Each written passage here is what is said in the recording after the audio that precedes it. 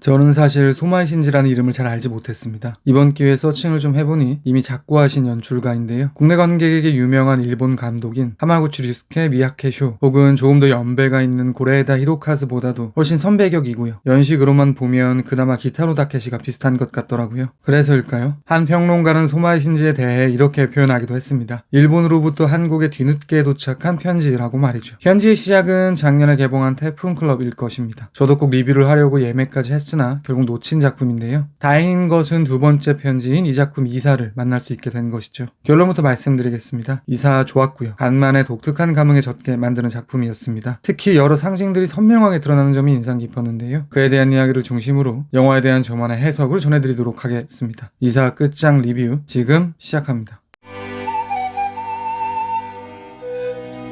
食卓で会話の弾む明るい家庭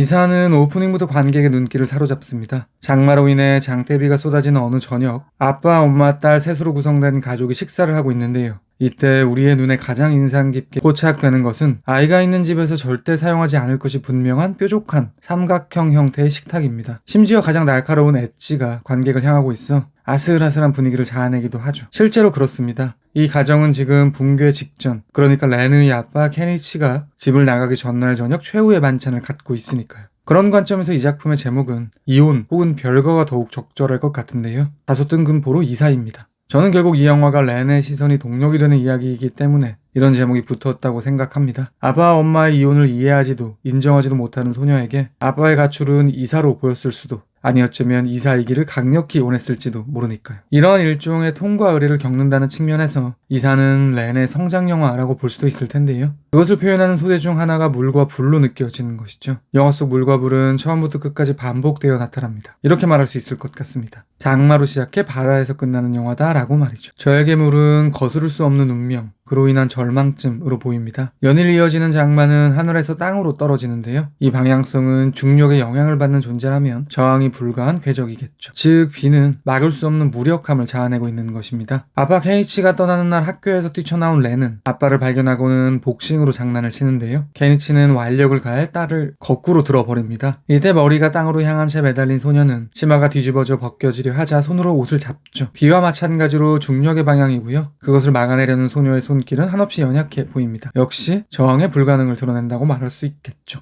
이런 장면도 기억납니다. 렌은 자신과 처지가 비슷한 친구 리사와 장을 본 뒤에 함께 자전거를 끌고 언덕을 오르는데요. 리사는 이혼한 아빠가 배다른 동생을 임신한 이야기를 하고요. 충격을 받은 렌은 세상이 무너지는 것처럼 벙지더니 힘들게 오른 언덕을 뛰어 내려옵니다. 이때 느닷없이, 하지만 의도가 다분히 드러나는 타이밍에 비가 쏟아지죠. 거스를 수 없는 운명, 그로 인한 절망. 다음은 불에 대한 저만의 견해를 드리도록 하겠습니다. 다소 도식적으로 말씀드리면요. 불은 물에 대한, 그러니까 운명에 대한 저항쯤으로 느껴집니다. 렌은 아빠의 이사심사에 몰래 뛰어들고요. 새집 공터에서 아빠가 쓸모없는 물품들을 태우는 순간을 함께 합니다. 이때 아빠가 가족 사진을 불에 태워버리려고 하자 렌은 불쏘시개로 그것을 꺼내며 아빠를 세근하죠. 사진을 소멸하지 못하게 하는 행위는 결국 이별에 대한 거부일 것입니다. 즉 불의 이미지와 저항은 붙어있는 것이죠. 직후의 숏. 불과 재로 인한 연기는 하늘을 향해 퍼집니다. 땅을 향하던 비와는 반대 방향으로 말이죠. 불이 두드러지게 활용되는 장면은 학교에서일 것입니다. 아이들은 리사에 대한 렌의 태도가 변하자 그녀를 둘러싸고 몰아세우기 시작합니다. 코너에 몰린 소녀는 이에 대한 저항으로 알코올 램프에 붙은 불을 이용해 방화를 저지르죠.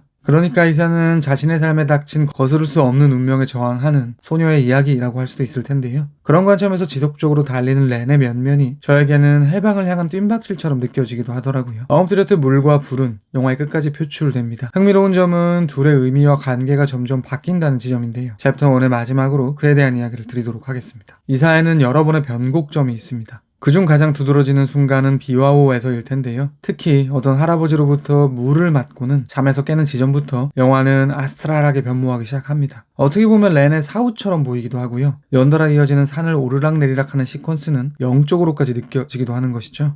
무튼 렌은 비와호에서 반복적으로 물과 불을 목격합니다. 호수에서 벌어지는 행사에서 수확물 같은 것을 태우는 의식 중에 산속에서 그리고 바다 위에 떠다니는 배의 환상을 통해 말이죠. 비와호의 물과 불은 지금까지와는 다르게 조화를 이루는 것처럼 보이기도 하는데요. 특히 바다 위에 떠가는 배가 불길에 휩싸이는 시퀀스에서 물과 불은 함께하고요. 렌은 축하해요 라는 고함을 거듭합니다. 바다에서 나온 그녀를 맞이하는 것은 장작에 피워진 약한 불이기도 했죠. 이 환상에서 물과 불이 공존할 때 아빠 엄마 렌이 모두 함께하는 단란한 모습이 동반되는데요. 저에게는 완성된 가족의 모습과 물과 불의 조화가 포개지듯 느껴지더라고요. 안정감이 든다고 해야 될까요? 비와호에서의 전 궤적은 결국 성장의 과정 그리고 완료인 것 같습니다. 렌은 다리 위의 엄마에게 빨리 어른이 되겠다고 선언하는데요. 그 뒤에 배가 아픈 듯 그 자리에 주저앉습니다. 이것은 선명하게 초경에 대한 표현이겠죠. 본격적인 비와호 탐험의 직전 육체적 성장을 알리는 시그널이 발생하는 것이죠. 지금껏 소녀는 물과 불에 대해 그러니까 절망과 저항에 대해 민감하게 더 나아가 처절하게 반응했습니다. 그런데 그것은 카테고리만 다를 뿐 누구나 인생에서 겪는 과정일지도 모르겠습니다. 물을 뿌린 할아버지가 말한 것처럼 삶 속에서 기억에 남는 사건이 몇 개 되지 않는다면 언젠가 물과 불, 그러니까 지금 겪는 가족의 해체는 렌에게 잊히게 될 에피소드가 될 수도 있겠죠. 돌아오는 기차에서 엄마에게 숨겨놓았던 이혼 서류를 내미는 렌은 이런 생각을 하지 않았을까 싶습니다. 물과 불은 삶의 과정일 뿐이구나. 저항한다고 되지도 않지만 저항할 필요도 없겠구나. 이것은 언젠가 한 줌의 추억으로 수렴할 수도 있겠구나. 그러니 더 이상 얽매이지 말자라고 말이죠. もし行くか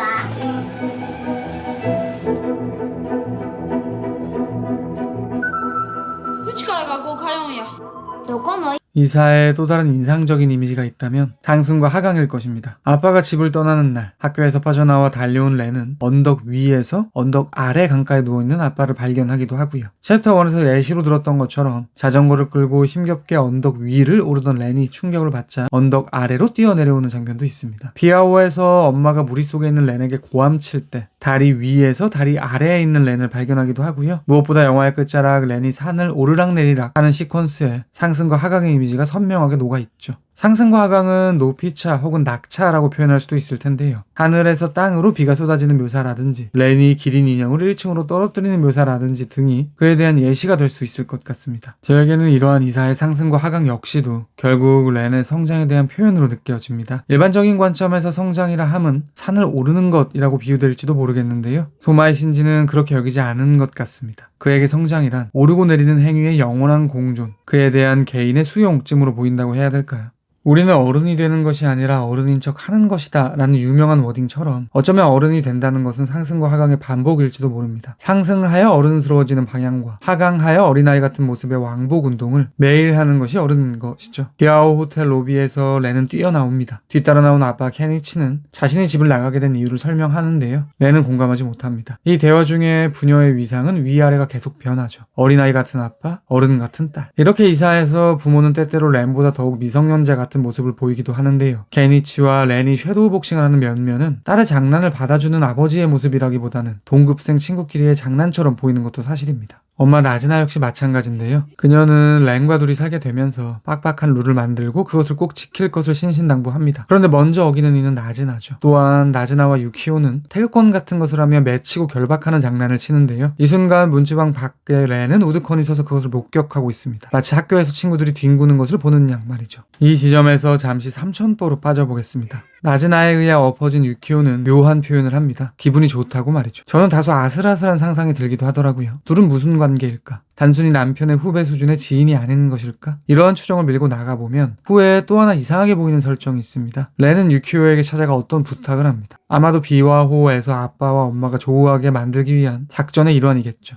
이때 뜬금없이 렌의 담임선생님이 등장해 유키오를 렌의 아빠로 착각하고요. 그에게 학부모 상담을 시전하는데요. 우스꽝스럽게 묘사는 장면 정도로 넘어갈 수도 있지만 저에게는 앞선 시퀀스와 연결지어 이 또한 의미심장하게 느껴지더라고요. 렌의 붙인 자리에 유키오를 놓는 것 같다고 해야 될까요?